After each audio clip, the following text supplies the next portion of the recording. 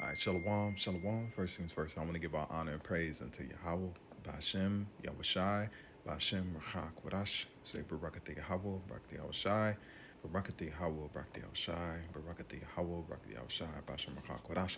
And we give double honors to our apostles and our elders, which are the apostle elders, a great millstone, which feed us with knowledge, wisdom, and understanding through the spirit and power of Yahbashim Yahushai, 2025, which is the hopeful year of our deliverance and the judgment and the destruction of Esau. This wicked society. Let's jump into it. This is just an update on the administration moves that are going on. Mass deportations have already started. All right, it ain't been a damn near 2 days, and they're already. I think they deported about 700 people, and they said they're concentrating to those with criminal records. But if you are caught, I'm getting ready to play this video. If you're caught around those people, and you ain't got no papers, you're gonna be taken in also. So they're doing mass deportations around certain areas. I know Chicago's bracing from the articles and the things that I've seen, and that Esau's putting that hammer down, man. All right, so these things are gonna start off with the criminal aspects, because if these criminals start fighting back and start doing certain things, and they've already been labeled as terrorists, certain of these cartels that are in Babylon now. So the stage is being set for a type of situation that could take place. Okay, so let's go ahead and play this. This is fair use. This is for educational purposes only. This is not for any kind of monetary gain. This is just, I'm gonna play this short part, and then we're gonna jump right into some precepts. I got one more video also, and then we'll close on out to show you we in these times, man. We've been waiting for Nero to get back in there. He's in there now. And the Lord is going to put a spirit of fierce. He's that king that is going to rule in fierceness. All right, so let's go ahead and play this. Times in places like sanctuary cities where we can't arrest a bad person in the jail. We would like to have access to the jail to arrest a criminal alien in the safety and security of a county jail, which is safer for the community, safer for the officers, and safer for the alien. But when you release a public safety threat out of a sanctuary jail and won't give us access to him, that means we got to go to the neighborhood and find him. And we will find him, but when we find him, he may be with others. Others that don't have a criminal conviction but are in the country illegally, they will be arrested too, because we're not going to strike. And this is the difference between the last administration and this administration. ICE is going to enforce the immigration law. There's nothing in the INA, the Immigration Nationality Act, says you got to be convicted of a serious crime in order to be removed from this country. So there's going to be more collateral arrests in sanctuary cities because they forced us to go in the community and find the guy we're looking for. Let me just make sure that I understand what you're saying, because at first you said that. So they're concentrating on so-called criminals, those that have been convicted of a crime or have been told that they've been convicted of a crime that they're going after, and especially in these sanctuary cities, which Chicago is a sanctuary city. So these things are starting to escalate. All right, so these times are, hey, we living in those times, man. And telling you about, that immigration part of things is very stressful time, and let's go ahead and get this video real quick. Watch this. Want to earn cryptocurrency? Because you got a lot of Try Coinbase. that have been here for Coinbase simplifies. Los pongo separados. 19-year-old Ana. This sweep, okay, because they're not distinguishing between, they said, okay, yeah, if you're a criminal, but regardless if you ain't got no legal status, then you could be deported or detained. And then they got concentration camps that are set up, because if it's a lot of people at one time to process them out, they're going to have to be put into that concentration camp. And this can also lead to them OTB, because you're going to have a way to track these people. If they want to get out, then they're going to have a way to be able to be tracked. All right. So this is fair use. This is from Al Jazeera. This is going into a family where, they've been working.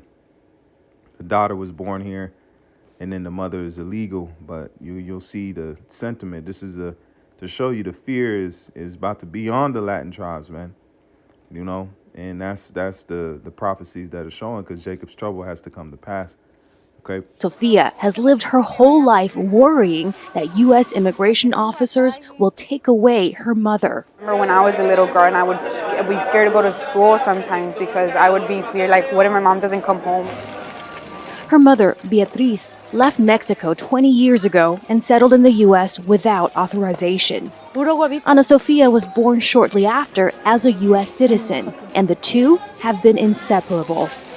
They cleaned houses to survive, Now they sell vegetables at a market near the border. I was scared when she was little. Now she's old enough to get by on her own, but I would do anything to stay if they try and deport me. Beatriz says she has no criminal record, but if immigration officers arrest her, mother and daughter have a plan. I think they'll let me make one phone call. I'll call my daughter and tell her how to close the business, pay off the house. I don't know. There would be so much to do. The Alamo Flea Market has been here for 40 years, but never has been the target of an immigration raid. Now, with Trump's promise that he will find undocumented immigrants wherever they are, underneath the market's buzz, there is a current of fear.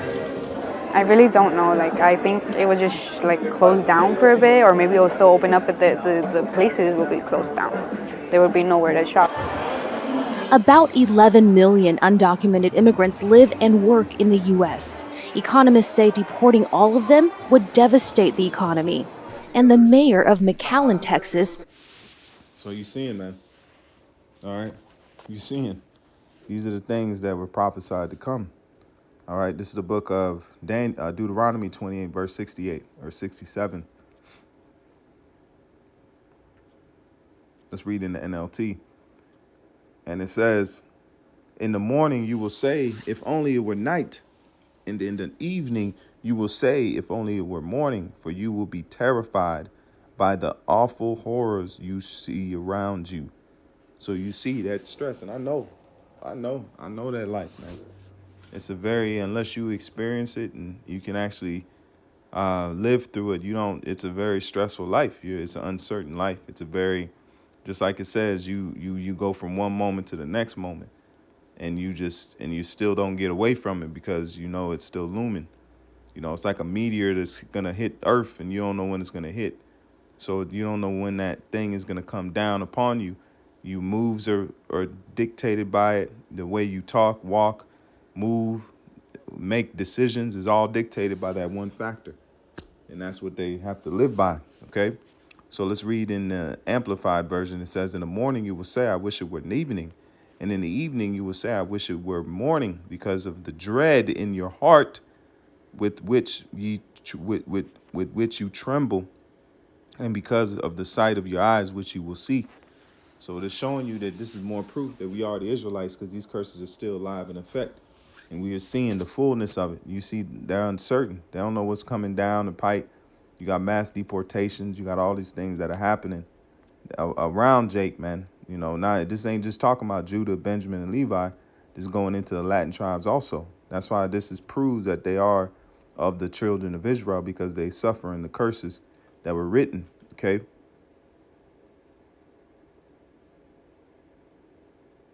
Let's pull some up. This is Leviticus 26 and verse 16.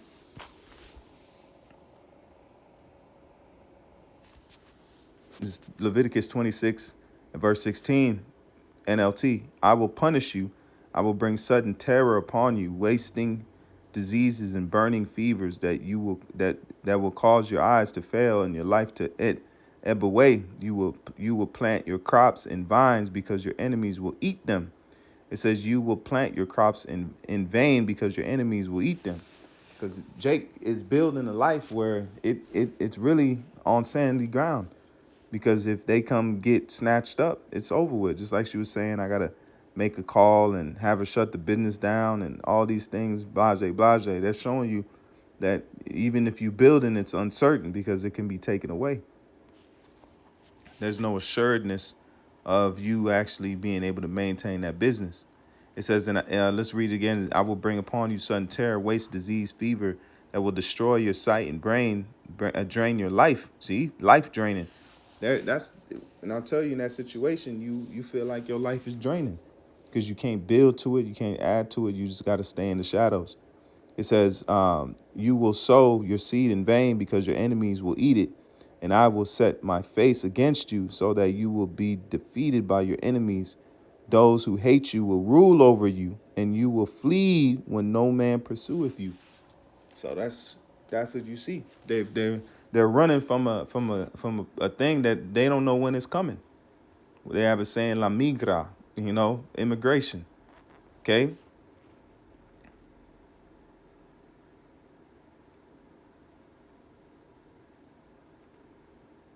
Let's see here.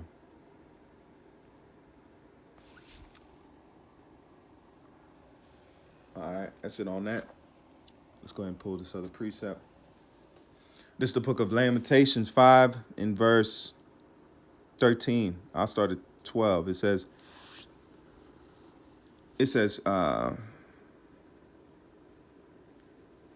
start at 13. They took the young men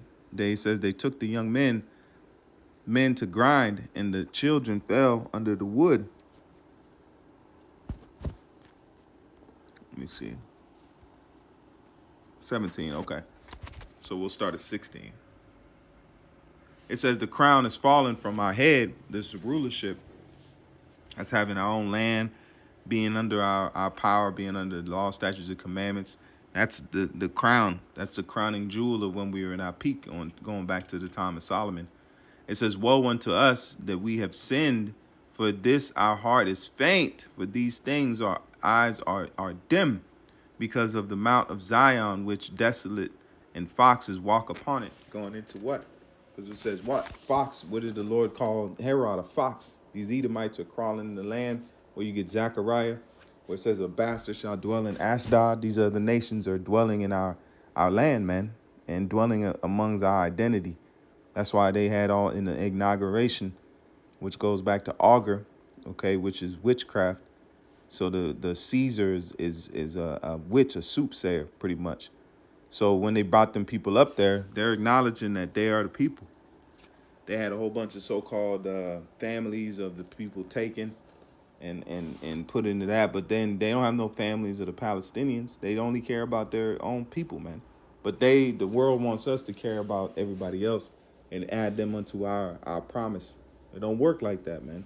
Esau, look in his cabinet. It was none but Edomites up there. None but Edomites. He wasn't worried about putting Jake in there and having a Jake face. Even a so-called showpiece or token black guy. They didn't have that in there. They're showing you that they're for their people, and that's on them. That's a good thing. So when it's our turn and the Lord turns the table and sets up the kingdom of heaven, which is belonging to you Negroes, Latinos, and Native Americans, then they ain't got nothing to say, man. All right. So I'm gonna leave it there. Lord willing, is that a final lesson? I just wanted to bring that information out, just a news update. And with that, I say call halal Yahweh, Ba'ashem, Yahushai, Ba'ashem, Racha, Quadash. Until the next time, I say shalom. And more, I never keep faith. Shalom. We almost home.